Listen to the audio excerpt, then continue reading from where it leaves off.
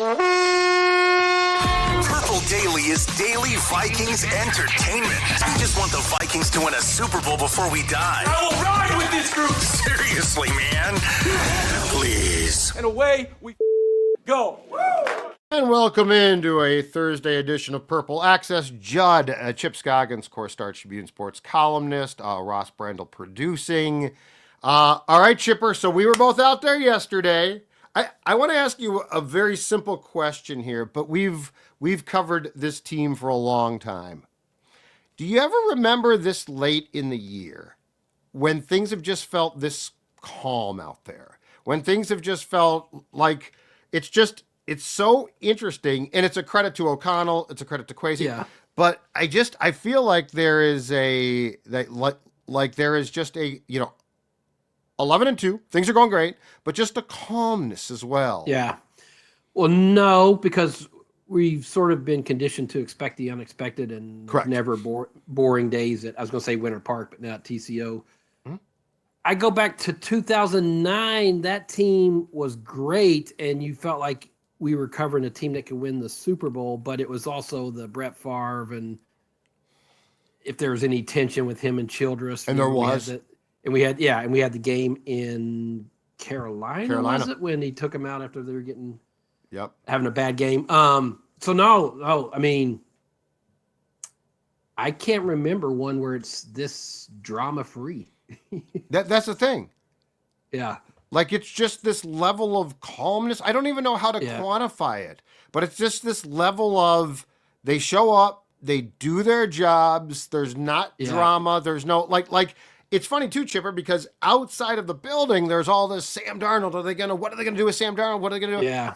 And none of it seems to permeate the building. No, I think it's probably one. It's. I was talking. It might have been you. Yes, I can't remember. This is one of the better. You're getting old. Don't worry about it. I'm getting old. I know. So am I. Don't worry. I can't remember what I ate for breakfast. Judd, this is a pretty fun locker room to cover. Yep. A good group of personalities, characters, great stories. Obviously, when you're winning, guys want to talk more, and it's versus when you're having a bad season and guys, what are you going to talk to them about? Right. But it's. I think it's a very mature team. I think it's a team that has fun, but in a way that is it doesn't override like their focus and being prepared and all the hard work they have to put into it. I think they have a good group of leaders. I think obviously O'Connell, with how he runs the entire operation, is a big part of that. I mean, we all kind of mock and have fun with the idea of culture in sports. I know. Man, it's on display every time you go in there. It matters. It absolutely matters. And they got a good thing going. I mean, they really do. What's good about it too is it doesn't feel like a blip. Like it feels like a sustainable model of a good thing. 2009 for a variety of reasons was very much lightning in a bottle. You got Brett Favre. How long is it going to last? Unfortunately, it did not go into 2010. This feels like there has been to go back to the term, as much as our good friend Patrick Royce hates it, this feels like a culture, and look, O'Connell gets a ton of credit, but it goes beyond him as well, where at least from a football philosophy, it feels like it is transferable. And I'm not saying that every year is going to be great, be a playoff year, but it just feels like a sustainable model of like, this is how you want to run your franchise. Well, they're well run, and I go all the way up to the Wills on that. I mean, look around the league and the dysfunction at ownership. They don't have that here. They have very good owners who spend money, who hire people and then entrust them to do their jobs. I think Kwesi and his staff and that team has done a good job. We'll get to that, but then I think it's a really good coaching staff. I really do. When you look at the guys that they have on the staff and the number, O'Connell was asked about it yesterday, and we all had kind of fun with how big coaching staffs have gotten in professional sports. It's kind of like the new frontier in the arms race. But they have a ton of coaches and a ton of good coaches. But when O'Connell, we were talking he had his press conference yesterday, and a lot of it was about Darnold. we could talk about Kwesi's draft pick, and you can't look at his tenure without looking at the draft choices and how that hasn't provided the depth or whatever the start that you need. But how often do you hit on basically every free agent that you bring in a building? There's always a case where a guy doesn't pan out, right? It just for whatever reason doesn't pan out, and he's had some of those last year. But it is pretty remarkable when you look at the guys that he brought in this year as free agents. Mm-hmm. They just all hit. It's unbelievable. I've declared this the best free agent class, like as a class in the history of the franchise. 2006 challenges it a little bit because Brad's first class was really good. But I wasn't on the beat then. Was that Hutch? Is that was Hutchinson, Jared? Chester Taylor, Ryan Longwell, Lieber, Tony Richardson, who actually played a key role subsequently in Peterson's first year in 2007. Yeah. That was a really good class. I think this one, Chipper, is better. Yeah. Because it's so deep. I mean, Blake Cashman, Grenard, Van Ginkel, Jones. Now, Aaron Jones' fumble problems aside, and they are a problem, locker room wise, culture wise, running back wise, huge upgrade. And look what he's done to the, obviously Darnold's at the headline, but look what Aaron Jones has done for that offense. I mean, and what he's brought to him. But even the like the non-headliners, I mean, Shaq Griffin. Yep. I know. Right. The pickup, the lineman, Jalen Redmond. I mean, Gilmore. I mean, it's just been their ability to kind of plug in guys and it just work, and then also for it to fit in the locker room in a way that there's cohesion, even though you got guys coming from all over the league. I think that's been. When you talk about culture, I think that's where it's you look at a Brian O'Neill, Harrison Smith, those guys that have been there a long time, that you have these different personalities coming from different teams, and it's just like Harrison Phillips, I think he's important. It feels like this team's been together for a long time when they've only been together for 9 months. It's just a tight-knit group, which it doesn't always work that way where you bring in a lot of guys and they click and they have this chemistry. Now, again, winning makes everything a lot better, and I think that helps it. But it is pretty staggering when you look at how they just all these guys have come in and had huge impacts.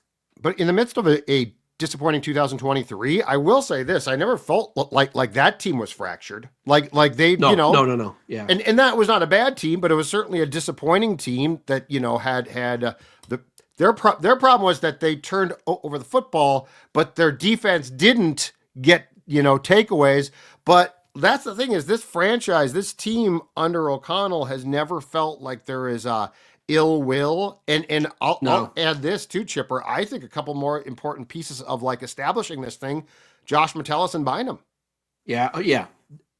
The guys that are captains, that are leaders. I mean, those guys are, people they look to. And yeah, I mean, you look at O'Connell's first year, I thought that was a tight-knit group. They weren't good defensively, and it was a little bit, their success was a little bit smoke and mirrors because the defense wasn't very good. Last year is just, you're down to your fourth quarterback, and you had a revolving door there, and I think the defense wasn't deep enough. Yep. I don't think they had the pieces that they wanted all the way. Early on it was, but I think they got exposed. But you gave Flores a full offseason to get the right pieces that he wanted. When you think about it, we talked about before the season, Daniil. Oh my gosh. I mean, and he's a great player. Like, how are they going to replace Daniil? Look at Jonathan Grenard. I mean, he's going to be in the handful of guys that are up for. Now that position's hard because everybody puts up huge stats, but all pro. I mean, he leads the league in pressures, the way he impacts it, and you pair him with Van Ginkel. Man, alive. That's I don't know that you thought they were going to hit to this degree when they got those two guys in here. No, and I think that's also, though, a difference in coaching is that, what we've seen, and Zimmer sort of did this, but, offensively and defensively, I don't think I've ever seen it perfected, to go back to your term or your word, the pieces. Daniil Hunter's a great player. He is flat out not as good a fit as a piece in the Brian Flores scheme as Grenard and Van Ginkel are. That doesn't make them better players. It makes them better fits. Blake this system. Cashman. Yeah. Like if you and I'm not saying he's not good, he's very good, but if you transplant Blake Cashman to a different system, is he as effective as he's been for Flores? Probably not. So like that's the thing is you all of a sudden on both sides of the ball have coaches that know exactly what they want personnel wise, and it's not just get me good players, it's get me good players that fit what I want to do. Like this we're crossing a threshold here that we don't often see crossed, which is like a orchestration of, okay, I know what I want and I know what the players have to be like, and if we get that right, it's going to be really good. Yeah, I mean, I've always wrestled with this because you hear like fit matters, fit to the scheme matters, and I do that 100%. We're seeing that. There's part of me that says, well, if you're a great player, you could fit any scheme. Well, not necessarily. Like, right? What they ask of those guys is different, and so that's where I think you're right. Or Grenard just fits perfectly with what Brian Flores. There's no probably better example than Josh Metellus, like a guy fitting to a scheme and what a guy wants to do. I mean, he was a special teams player here basically before Flores got here, and all of a sudden he's invaluable in all the roles. So yeah, it's this has been a as enjoyable a year covering a team. Because of the way they play, the way in which they're winning. The games have been pretty dramatic, but also good personalities to cover, some great stories, and then I think just you feel like every time they go in a game they have a chance because of the way they're coached, the way their schemes, and just the confidence that they're playing with. I mean, this team is the confidence, you can just feel it.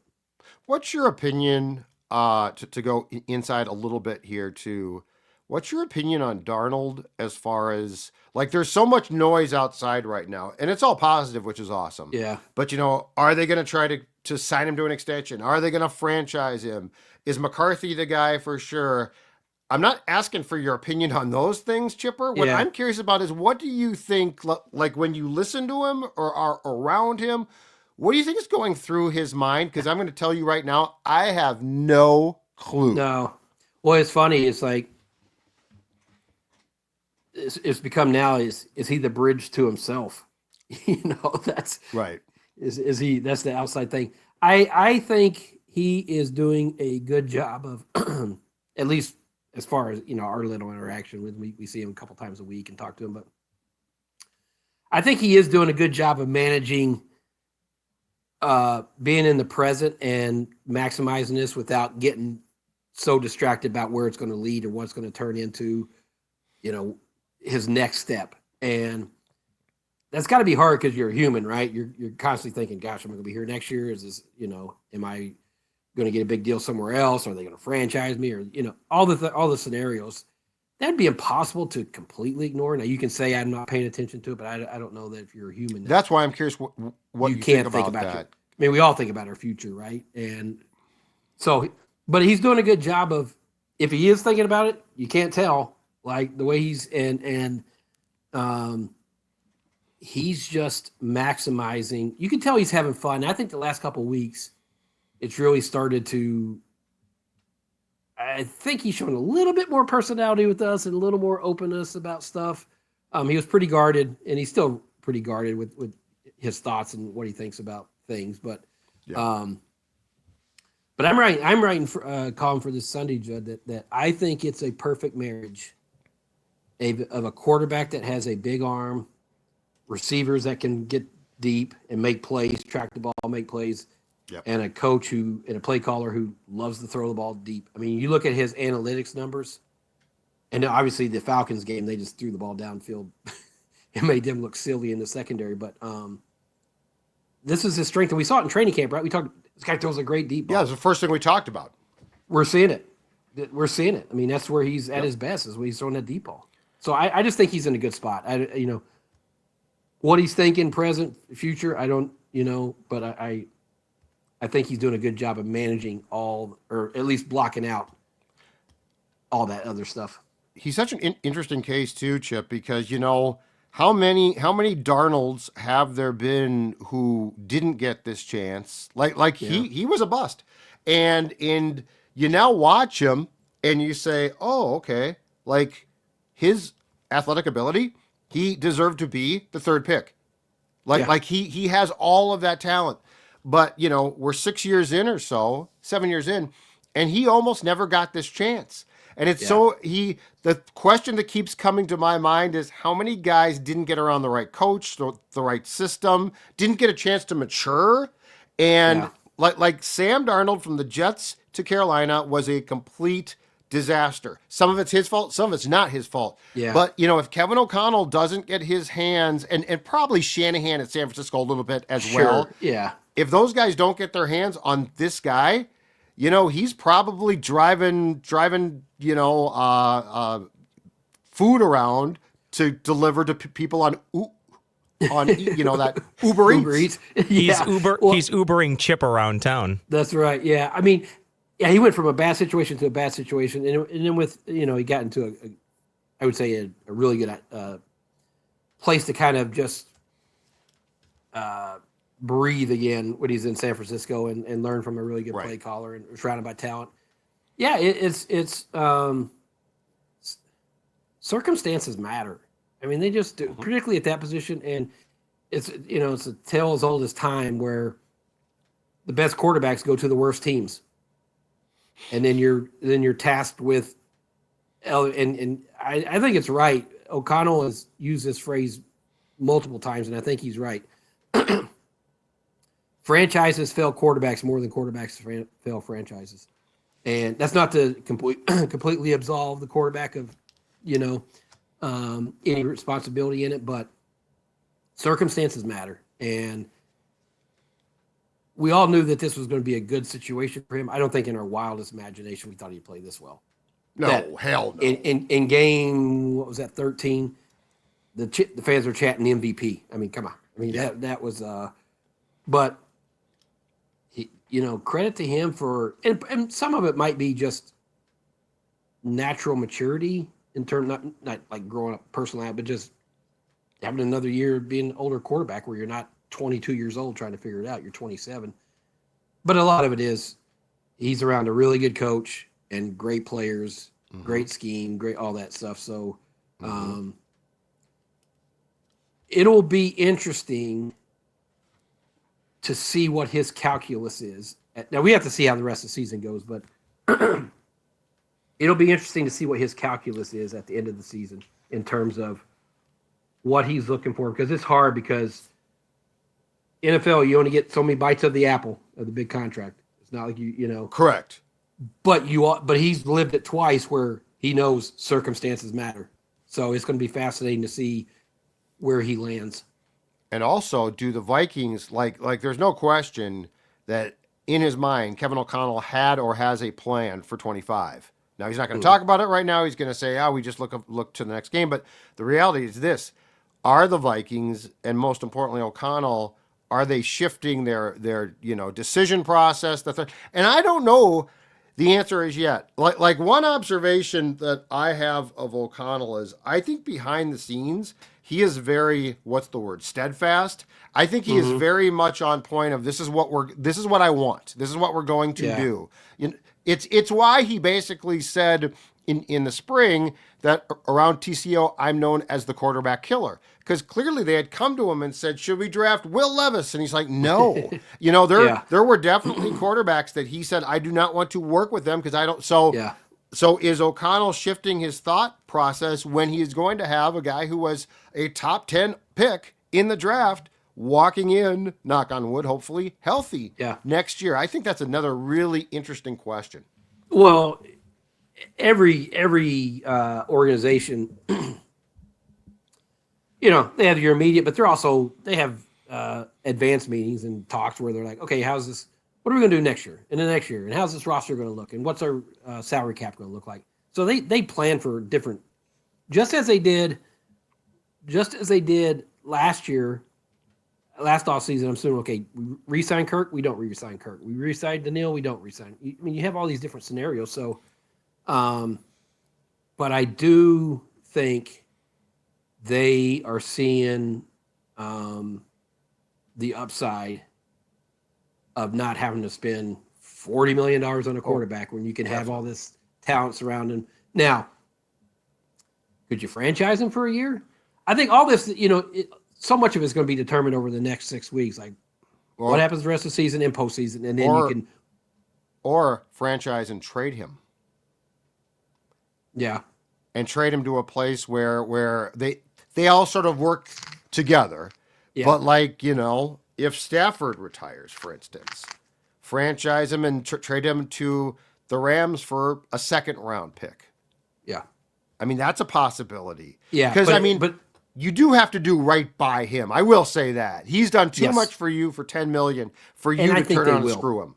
Yeah. They don't strike me as I think that's how they operate, right? And that's how you get to have the, kind of the environment that you've, not by screwing over people, right? So, it's fascinating. I mean, it's fascinating that we even having this conversation because we just assumed it was a bridge to JJ, and now it's gone so far above what everybody thought that now it's like, maybe it's a bridge to himself.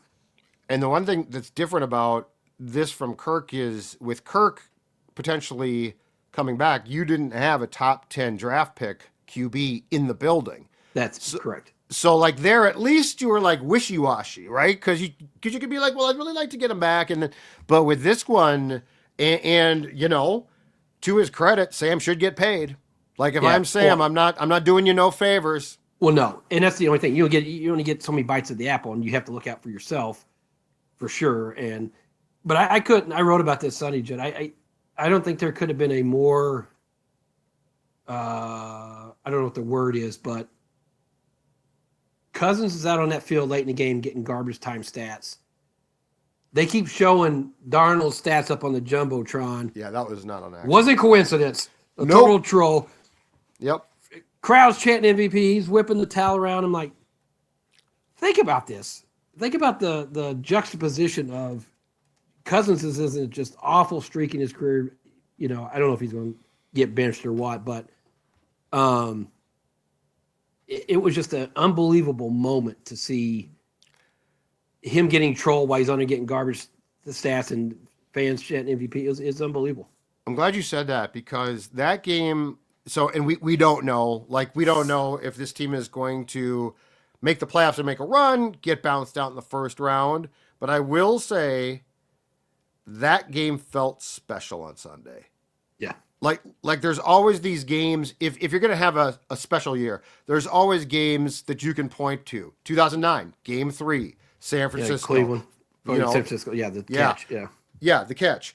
That game on Sunday felt like a special because of Kirk, because of Sam outplaying Kirk so badly. Yeah. Because of just and look, I mean, I thought Gessling's question to KO at the end of the press conference on Sunday was hilarious and really good about, do you take something from this? And he's like, no, and he walks off. There's no question he relished 100%. And he should have. Yes. But that game felt... That did not feel like just another regular season game. No, the energy. Well, it's funny the energy in the first quarter of that one compared to the previous week. Oh. Obviously, Kirk coming back had that place charged up. They booed him when they showed him on the big screen coming down the tunnel before they ran on the field. They booed. There was that first quarter was as loud as you're going to hear that building. It was electric, and then 5 touchdown passes, no errors. I mean, when do you see all the the long bombs, the turnovers of defense, getting one on special teams? That could be one you look back and be like, okay, that's where things really, really started to click for this team. Where you feel like, okay, this is a team that has some serious firepower in both juice. Phases. So juice 100%. So Team's it was juice.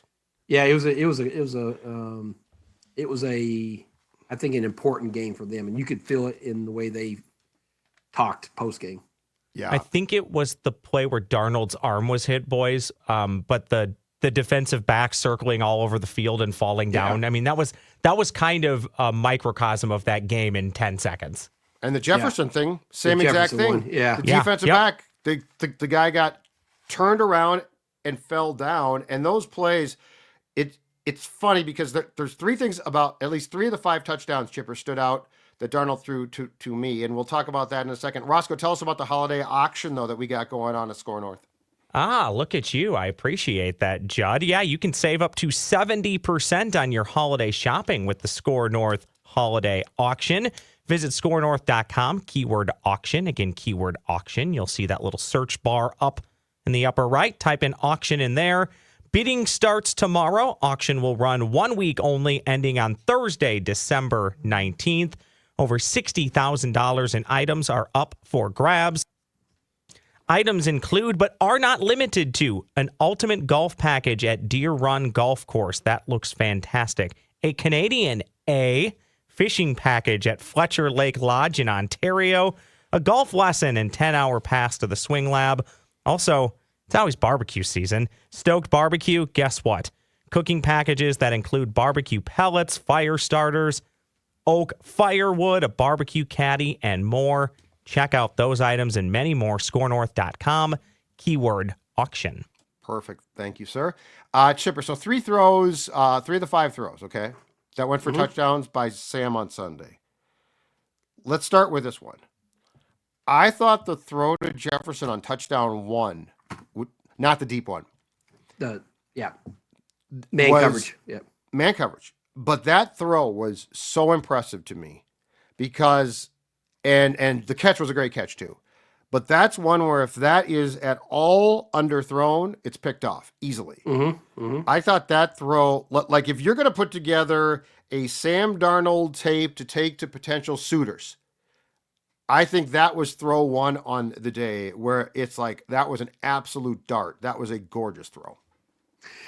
I would probably do the scramble because of that. To me, showed his ability to play off schedule, make something out of nothing. He should have been sacked like twice there. He's going left and goes back right. He's going left, comes back right. He's off 1 foot. I went back and watched it a couple, 3 times the other day, and he releases the ball at his 46 off 1 foot. Jefferson catches it at the 7. The arm strength to be able to do that off 1 foot is incredible. I would put the first touchdown because you have to be so precise on the first touchdown you're talking about. I mean, it has to be a bullet. It has to be right there. I think both of them. Both of them show his arm strength. Both of them. The second one, I just think because it showed his ability to improvise. And that's, a lot of what quarterback plays have to do now. And I think that's just, we saw some of it from Kirk last year, but how many times do we see Darnold? There's one game where he just kept ducking out of sacks all game. I can't remember which one it was, but the mobility is just different. Yeah, it's different. Yeah. And so, the pop-up one that Ross was talking about, the Addison, I think that was more Addison. The tracking he did on that to break off his route and come back was incredible, but to get it down there. Well, and in both cases, the receivers extended routes that they could have quit on. Like Jefferson ran a great route on touchdown 2, the deep shot. He ran a great route, had his man beaten. Darnold couldn't because I think he was scrambling out. And Jefferson, instead of throwing up his hands and the route's done, just came back. He's waving. And he's waving and makes the play. And it's basically a schoolyard play. But the fact that Darnold was off his feet, I think touchdown 1 to Jefferson impressed me a lot because that's probably not his best attribute for a throw. Sure. Like in training camp, we didn't see that. Like we saw it, but at times that also gets picked off. And then the one on the Addison touchdown, the deep thing, which again was the guy comes back and makes a play. What impressed me there is if you watch the defender, the defensive end, I think it was, is backing Reisner up into Darnold. Into him. And again, he's got no foundation to make that throw. Like he is like as far back as you can get, and he just throws it, flicks it. I know, and that's the arm. That's the arm strength. Yeah. I mean, and then he had another deep ball to Addison later. That was, I think, 46 yards. That almost was double covered there. And then here's another thing I looked up, Judd. They are number 1 in the NFL in pass interference yards. Now, there's no way to put that on anyone's stats, but I mean, we saw it again. Mike Hughes, former Viking Mike Hughes, tackled Jordan Addison on that one. That's a 46-yard pickup. Yep. Like no one gets credit for that, but that's basically a 46-yard pass that he got. And so that Jefferson has 8 of them. Mm-hmm. And so again, it's not something we're going to talk about, but when you lead the league in pass interference penalty yards, that that's part of the calculus too. First play, third quarter, a week ago Sunday against the Cardinals. Yeah. You've got 6 points. You offensively look awful. What do? You come out, you throw the ball to Jefferson. It doesn't get caught, but he gets grabbed. And they're dying to throw flags because he's JJ. So yeah, that's a huge one. The Bears game. That's a huge one. And I do think that should be a more accessible stat attached to players. Like I think Justin Jefferson, we should see by his receiving yards the amount of PI yards, because he is a machine when it comes to, well, sometimes selling it, but a lot of times he just flat out grabbed. I mean, that's it, because it's that call can be so inconsistent. It's so controversial. Some of them are obvious, like the one Mike Hughes just tackled Jordan Addison when he's going to make that play Sunday. But you know what? Guess what? When you're a great player, you're going to get it more times than you're not. And so I don't know that Darnold's ever going to say, well, I'm going to just throw it up there because they might get a pass interference penalty, but he's a lot more likely to than Kirk was, man. Yes. Yeah. But also, boys, what is wrong with that? Like when your offense is struggling and that's a way to jumpstart it, if you throw the ball deep 2 or 3 plays in a row, 30 yards plus, I don't know if there's any percentage on it that you have seen, Chip, but the odds of throwing it 30 yards plus on deep balls and getting a pass interference to either Addison or Justin Jefferson is incredibly high. I'm not saying you can rely on that because of everything that you said, but it's a great way to jumpstart the offense, and we've actually seen them do it when they've been struggling. Well, percentage of they're either going to catch it or draw a PI, it's got to be pretty high on those, Right. And he's so accurate on those. I looked up on passes that travel 20 yards in the air. He's at like 52%. I mean, that's the thing. He's completing those at a high percentage, and so and that's one of the best in his metrics in deep balls rank among the. It's like him, Josh Allen, Joe Burrow. I mean, he's up there with all of them in completion percentage, yards, touchdowns, and interceptions. We'll say that interceptions, but Pro Football Focus has a stat that's called big time throws, and that measures basically balls that are thrown downfield, accurate on the person into tight windows. He's second in the league in big time throws behind Josh Allen.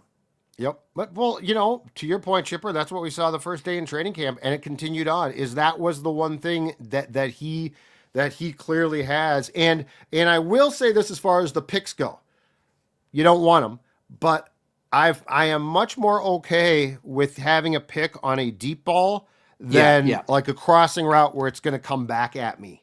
Yes, so if it's a deep shot, but the thing is, Darnold has a good enough arm that the 50-50, okay, are you going to get the catch, the PI, or a pick? You're almost certain it's not going to be underthrown, and that's the problem. Yes, that's the problem. Unless, of course, you're Kirk in the red zone on Sunday and you overthrow the ball and Murphy Jr. makes a great pick. That's right. Last thing, because you are an enormous college football fan, I got to ask you, what's your reaction to Bill Belichick, 72 years old, taking the North Carolina job?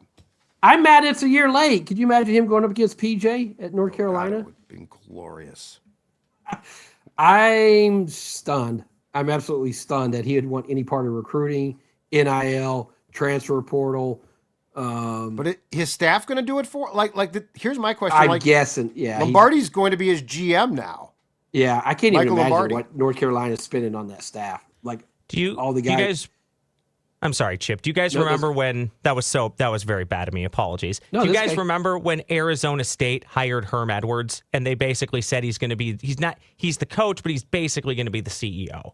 From some stuff that I have read and listened to, it kind of sounds like that's going to be his same setup. So he won't be doing as much of the recruiting. I'm more interested in how can he handle 18, 19, but are there rules to break? But are there still rules? That's the question, because he'll violate every single one of them.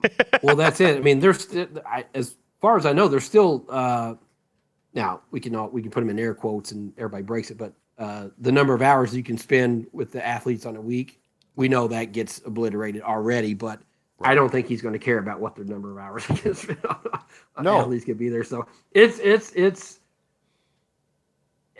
Imagine being on that team where all of a sudden you don't know who you're. Now it's Bill Belichick coming in to be your coach. So it's going to be fascinating to see how it goes. I just, even if you're a CEO, you have to deal with a million things that are not football related.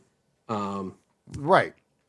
Classes, recruiting, all these things that you have to. I mean, head coach is typically required to make a lot of appearances, booster clubs. Is Bill Belichick going to do that? Yeah. Right. I mean, Well, and is he going to do a Dion and come in and basically jettison, 50% of the roster and say you guys can't play for me? Like, there's so many things here. But like, if rules don't exist, it probably works. If rules exist, they'll be blown out within 3 years if the NC2A can still actually sanction you, which I don't even know anymore. Yeah, I mean, the rules don't exist in the way, or they're not, people stick to them and they're, and that's been going on there where, I mean, this whole idea that you can only spend X number of hours football related, that I think that gets skirted a lot. So, but it's also, how long will he realistically stay, Chip? Because I know he's part of it was 73? part of it was getting his kid to be coach in waiting or lining up his kid. So how long will that last? His kid, that's the other part that I find comical. Who knows if his kid will last? Yeah. I mean, is he going to be there 5 years? I don't see it, because the idea is when his kid's going to be the coach in waiting. Well, what if he gets kid gets a high, coordinator job in the NFL or something? Right. Yeah. What a beautiful mess college ball is. Then is Patricia I guess Patricia is going to join him as well. So there's all these assistants that he's got. Like he's got this fiefdom. It's going to be like old school. Yeah, for football coaches. They're going to live in a frat house. That's awesome. And we have both heard stories about older coaches who really enjoy the college lifestyle, Chip. We won't name names, but I just thought it was and I mean, your sport, don't get me wrong, your sport is more fun than it's ever been. It's lawless now. It's the Wild West. It's never been this much fun. Between NIL and guess what? Starting next year, you're going to be able to pay players up to the the $22 million salary cap or whatever. It is it is kind of like Bill's going back to NFL. That's what I'm saying. So Chip, I got a quick one for you, Chip, if you don't mind, if Judd will allow. Which Pop-Tart will Rocco Becht be choosing when Iowa State wins the Pop-Tarts Bowl? How thrilled are you if you're not going to be in the college football playoff? You might as well be in a bowl game that everybody is talking about, the mighty Pop-Tarts Bowl. Yeah, I just speaking from personal experience, I like Pop-Tarts better than mayonnaise. I'd rather eat a Pop-Tart than have mayonnaise dumped on my head. So. Me too, times 1,000. Yeah. Are you going to Charlotte? I'm not. Good for you. Be out of town for Christmas, so good for you. But the college football playoff, I will be watching that. I cannot wait for that. Yes, me too. It's going to be chaos. All right, Chipper. We'll talk to you next week. See you, boys. See ya.